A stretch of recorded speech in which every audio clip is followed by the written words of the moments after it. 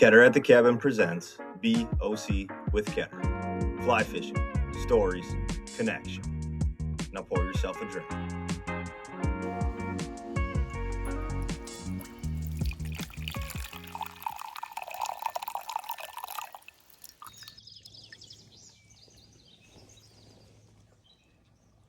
All right, welcome back to BOC with Ketter. We are moving through season 2. I have another fun guest joining me today, and I'm going to kick it over, and he can introduce himself. Yeah, thanks. My name is John Hamer. I'm a native of Faribault, Minnesota. I live now in Waterville, and just avid lifetime fisherman. And recently got kind of a crazy. I call it my midlife crisis, and decided I'd try to launch a mobile fishing app. And basically, it's Castalong Adventures. Um, and the basis is try to connect host anglers with guest anglers. So just try to get more people out on the water and start a network, a live network, not just a social network of passionate anglers. That's awesome. I love that. We'll dive more into the logistics and the descriptions of that. But first, I got to ask: do you have a cold beverage on this 90-degree day? I do. It's boring. It's iced coffee, but Hey, that's good. You it, know, I'm rocking a root beer tonight. Just Trader Joe's root beer. delicious, Yes. delicious for Cheers. sure. Cheers to you. Cheers to you. Awesome, John. So before we get into the cast along, how long have you been fishing, and what kind of got you into it? Most of my life, man. Um, I remember my first experience, like a lot of like people out there, is like as a kid catching bullheads off the dock, and my family is from Iowa, so not lake country, and I moved up to Minnesota in like first grade, and that was kind of a big deal to have lakes and rivers and everything. But just summer vacation catching bullheads off the dock was what kind of got me started, and then a few trips up north. My parents grew up maybe doing like one trip a year up to northern Minnesota, Aiken area, and just trolling daredevils for northerns. And Yeah. that was kind of the coolest thing once I got old enough to do that with my parents and grandparents. That's awesome. That's awesome. I feel like everyone who comes on this who has like Midwest roots has that exact same story of like catching bullheads or bluegills off the dock with their Yeah. with their grandpa, with their dad. Like it's so cool that like everyone kind of started there, and then from there you can branch out to whatever you Mhm. want. But it seems to be a very common theme, and that's just super cool. Yeah, and I'd encourage people to get out there and still do some of that. Like the magic's still there if you ever find yourself below a dam with a worm and a hook and able, especially if you got some little kids, it's still there to just cast it out, watch that bobber start moving around and pulling a bullhead. Yep. It's still fun It for is. sure. That's a good call out because a lot of people in our world, we're all chasing the next biggest, coolest thing, and it's like, it's okay to step back and just go out and have fun and have those moments of literally just seeing that bobber go down, whatever it is on the end of the hook. You're excited. Little kids get so excited. So that Mhm. is a very good point. Yeah. Awesome. So you touched base a little bit on the Cast Along app. So what inspired you to really like run with this and create this? It's probably a series of experiences throughout my life, and it's little bits here and there. So, in the Faribault area, we've got a plethora of these little lakes, and many of them are really good fishing lakes, but they kind of cycle through.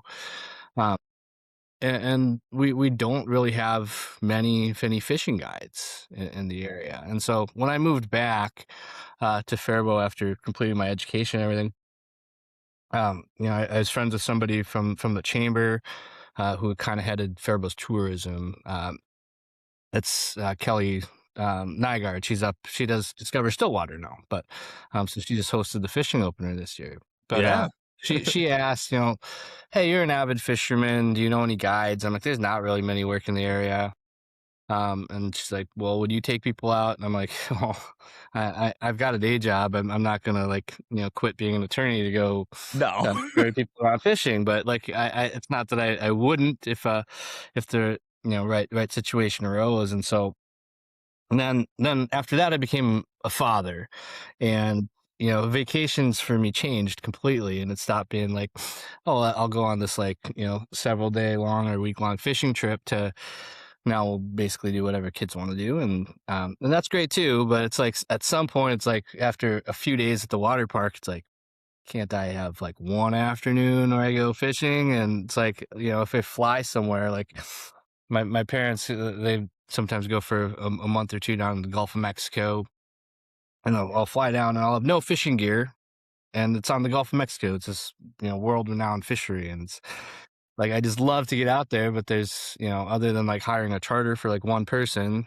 no, not like I'm not, the rest of my family's not really interested in doing a really serious professional angling trip. And I was like, boy, there's a lot of locals out here that are fishing and seem to know what they're doing and catching fish. It'd just be, can't I just like harness some of their wisdom and energy and and get out, that kind of thing. And I was like, when I moved to Waterville, we've got a number of really nice campgrounds. Yeah. And I see a lot of like moms and dads who've had to make a decision when they've left their driveway. Are we going to hook up the camper, or are we going to hook up the boat? Yeah. And they hook the camper, and it's great. And I see the looks on their faces as I'm going by in my boat, and they're off the dock, like, and I'm like, as a dad, I'm like, I feel you, man. I'd love to be out here too. And it's, you know, um, that's kind of how it all sort of developed. That's awesome, that's awesome, that's a great story. I'm soon to be a father, so I'm sure I'll be experiencing all the Yeah, things you that you went through you and just kinda have wait. those moments. Yeah, yeah, everyone keeps telling me like, You just wait, buddy," and I'm like, "Alright, No, I'm ready." and it's great, and it's worth it, but you will reach that point where it's like there's one afternoon on the vacation where it's like, "Can't I just do something, like, Yeah. that I wanna do?" Yes, I've been sitting at a water park for 3 days. I would just love to go out Mhm. and at least cast a fly rod or a spin rod, just do something, right? Yep, exactly. That's too funny. I'm sure every father has gone through those and figured out how to, navigate those waters. Yep, yep. That's awesome. So, how do you in your head, like was there, like, an aha moment where you're just, like, sitting there and you're like, "I can do this. I can create this." Like, how did that kinda go through your head? Again, this maybe this little steps, Yeah. at some point it was sort of like, that's why I kind of call it the midlife crisis. Is just at some point you just got to do something if you're Yeah. gonna do it. And I was at a point, and um where I've helped, through my profession, some other people start businesses and things like that, and have some experience and seeing like kind of what works and what doesn't. And from a business venture perspective, this is kind of completely new deal. But you know, I, I I kind of lucked into meeting some connections to some actual like mobile app developers, through a Okay. case I was working on. And it's like, hey, by the way, do you still have their contact info? And they're like, yeah, and pass that along. And that's honestly, been part of the funnest part is meeting some of these developers who, because that technological standpoint, something that it's completely foreign to me. So I've Yeah. learned a lot in that That's what process. I was gonna ask you next. I was like, did you, like, literally, like, dive in and develop it yourself? Because yeah, that would be, like, some next level stuff. Yeah, yeah, ain't nobody got time for that. So No, no, I've that's got a really talented group of folks. They've got an American presence and an Indian presence, and they kind of have a team that kind of corresponds or works together. It's hilarious because they know nothing about recreational angling. It's a completely foreign concept to them. So their knowledge base on the angling side is about my knowledge base is okay. on the techie and coding side. So like we're constantly trying to like put things in a way that the other can interpret and understand. That's freaking Uh, sweet. How yeah, awesome is that to just yeah, see, yeah, 2 different worlds kinda collide where it's like, "Yeah, right, this is my world, yeah, this is your world. Let's create something magical." yeah, yeah, right. And That's very cool. it's really funny because like I like to joke around and have fun, but like sometimes that doesn't translate through, so they Yeah. like to take some of it seriously. It's like, They're just like, "No, we're here to work. Let's get yeah, this right. done. No time for Hmm. jokes." Hmm. That's awesome. No, that's a great call out too. It just goes to show how important, connections are in our world. You never know what could lead to the next door or what it could potentially do for your life, maybe now or 10 years down the road. It's very, very important to have those connections because you just never know. 1000%. Yeah, So it's one of the coolest parts about life, in my opinion. yeah, you guys, you have to be prepared, you have to be ready, and Yeah, like, almost nothing happens at just the right time, and, you're a dad starting to and learn that. Yeah. someone, and it's like, you can wait around forever, and there's pluses to, like, waiting for something later in life and being more prepared, and there's pluses to doing things when you're younger and having more energy, and then there's no perfect answer or solution to any of it, so you gotta be ready, and you have to, be willing to take some risks and take some chances and chase a dream, and Yeah. kinda what we're doing. Yeah, exactly, exactly, and I'm a firm believer in, all good things take time. I tell myself that every single day because it can get tough when you're, trying to chase a dream or a goal, and Yeah. it's like, I'm not gonna say we all expect, like, instant, overnight success because that's just not the world we live in, but I do think it kinda gets in a lot of people's brains like, "Oh, it's gonna happen like that," but I Yeah, I tell yeah. myself every day, like, "All good things take time. All good things take time." Wonderful advice, yes. Yes, yes. I gotta tell myself that, probably, like, 20 times a day these days, so Mhm. but that's awesome. So you've kinda talked a little bit on this, but I'm gonna pick your brain a little bit further. What problem does Castalong solve in the angling world? Yeah, I mean, the world we're living in, it is sort of this instant gratification world where, It is. we, I joke, and the difference between my generation and the next generation is our willingness to pay $20 for cold McDonald's to be delivered to your doorstep. And Yeah? so to me, there's no utility there. But then the DoorDash people say, we've got, all these shareholders that disagree. And then I kind of realized that it's not about like the world staying the way it is. It's about, I have to adapt to the way the world is, and, guides are amazing, and, I'd actually like to give a quick shout out to, the angling community lost a good one, and Tom Newstrom, who's a Yeah, legendary Minnesota fishing guide. I've yeah. worked with him on a DNR volunteer walleye work group for years, fished with him a few times, wonderful, wonderful, human being, and great advocate for angling and conservation, so that's a big loss for Yes. fishing in general. Yes, rest in peace. I did see that, as well, yeah. Right. But the way guides have operated and have been operating for like years and years hasn't much changed. There's a lot of there's guide communities, right? Mhm. And they tend to congregate in places like Mille Lacs and Red Lake and Leech Lake and Lake of the Woods. And if the bite gets tough somewhere, then they kind of move their colony maybe to Devil's Lake, or or another famous fishery that where clients might come easy. Um, but that doesn't help the people, like I said, who are have a camper at Camp Dells in Waterville, or 80 acres and on Roberts Lake. Is it's um, so how do we connect people who have some money and would like to get out fishing with some people who are literally, and you've seen it probably now more than ever, there's fewer total anglers out there, or the sport, maybe they say it's declining somewhat as far as the number of people participating, which is sad. That's kind of what this is about as well. It's increasing participation, but those who are participating are doing so at like this unseen level where it's like, they're outfitted like guides, whether they're guiding or not. Yes. They're out like, Kevin Van Dam, whether they're fishing tournaments or not. And and honestly, they're outfitting themselves whether they can afford it or not. And so the problem is that it solves it on both fronts. That it's like there's these people that have like the capacity and ability and knowledge and equipment to be a guide if that's what they really wanted to do.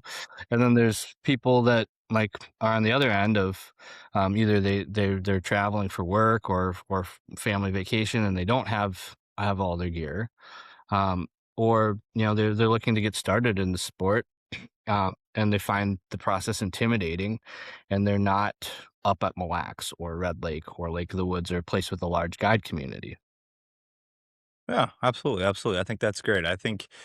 I do think if anyone wants to start, like, in the fishing community, in any community, it can be very, very intimidating to jump in when you just don't know where to begin. So just having, and I preach about mentors. I had a mentor in my, fly fishing world. And yeah, if you can have someone to at least just ask questions or go out those first couple times with someone, like, you will learn so much just by having that person and just having someone to talk to. So I think that's a huge, huge point. Yeah, no, like, legitimately, the probably what I'd say is maybe the biggest impediment to the traditional guiding is the amount of research that you have to do, like, well in advance to try to book somebody, and oftentimes you're working with, their availability and their schedule, versus what you might have available yourself, and so, you know, like I love the driftless area. I know that's near and dear to you, and I fish it a couple times a year maybe, and I feel lucky when I do, but, like, most of the time, I'll stick to, community spots on, like, the Red Mhm. River and that kinda thing, Yeah. because that's all I really know, and would I love to get off the beaten path a little bit and, and fish maybe some spring creeks when the water is really high and muddy like it is now, Yeah. or just, and I know that there are some guides in the area, and I think the Red River Rod Company's got a few, and they're great, but, like, unless you're, really doing some planning, it doesn't necessarily help you if it's like, "Oh, man, I've got some time and I'd like to go this weekend," or, "I got half a day off of work and I wanna take advantage of it," that kinda thing, so, Yeah, yeah. um, and for somebody who's, I would say, um, not advanced as a fly fisherman, to be able to go with somebody who could, you know, offer some tips and things and, shorten that learning curve a little bit would be, enormously helpful for somebody like me who might just stop down for a day. Yeah, yeah, absolutely. We'll get down there this fall. We'll get out and do a little fishing. We'll get you into that world if you'd like. That sounds great. Yeah, I'd love that. it's obviously an area of the state in the world that's just very unique, and it's full of hungry fish, so it's a fun time. Right on. Sure, yeah, that's awesome. So, kind of an odd question, but do you think anglers struggle to, like, find friends in the angling community? Um, you know, I would say that's probably a legitimate thing. Maybe not just even in the angling community and in life in general these days. Like the way that people develop relationships is so different, and true bonds and true friendships are, that world's changing. Is from a social media perspective, and um, you know, uh, who exactly is are your angling buddies? Is it the people that give you thumbs up, or is it the people that that you might live near and go out with on a frequent basis? And I think there's room for all of that. Like, there's what I would say is, the one thing that I don't think there's room for in the angling community is negativity. I see way too much of that. That gets Same. the drain on everybody, and I don't. I think people could do well to just remember their mom's wisdom of, if you don't have anything nice to say, you just don't need to say it. You can keep your. It's okay to keep some of your opinions to yourselves if it's not positive. And that being said, there's room for discussion and disagreement too.